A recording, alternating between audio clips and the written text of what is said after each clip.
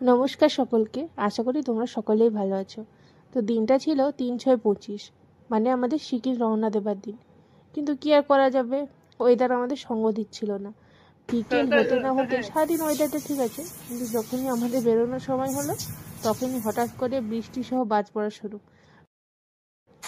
তারপর কি আমরা খুবই আপসেট হয়ে গেছিলাম, কিন্তু ভগবান চেয়ে দেখেছেন।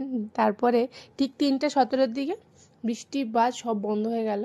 তারপর আমি, মা আর ও মিলে গেলাম ল্যাবে, যেহেতু আমরা ওখান থেকেই রেডি হব। আর ওখানে গিয়েই আমি আমার পায়ের লেগ গার্ডগুলো, হাতের গার্ডগুলো লাগাচ্ছিলাম। আর ও ঠিক বাইকে সব কিছু চেক করতে গেছিলো যে সব কিছুটা ঠিকঠাক আছে কিনা, সবভাবে ঠিকভাবে নিয়েছি কিনা, যেহেতু বাইক। ওই রাস্তার উপরে যেটা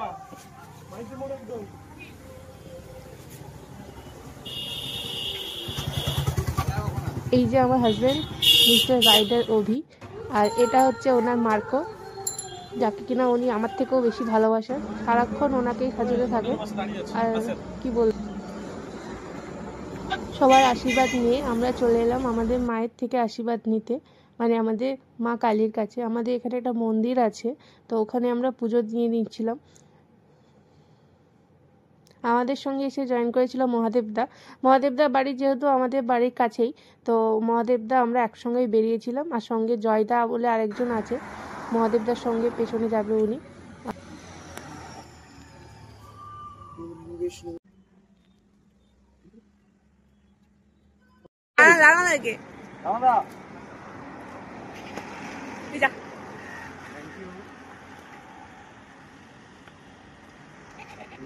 লাইভ করে দিই।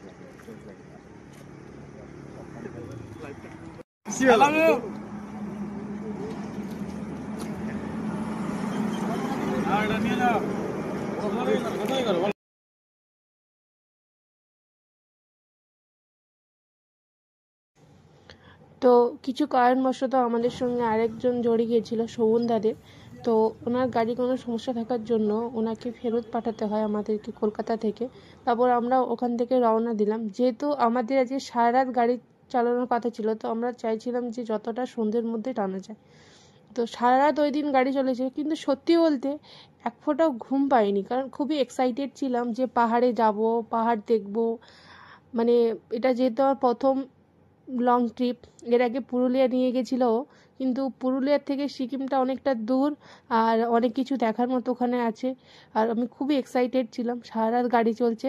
আর সত্যি বলতে আমাদের সঙ্গে যারা ছিল, রানাদা, বরুণদা, দীপেন্দুদা, জয়দা, মহাদেবদা, সবাই খুবই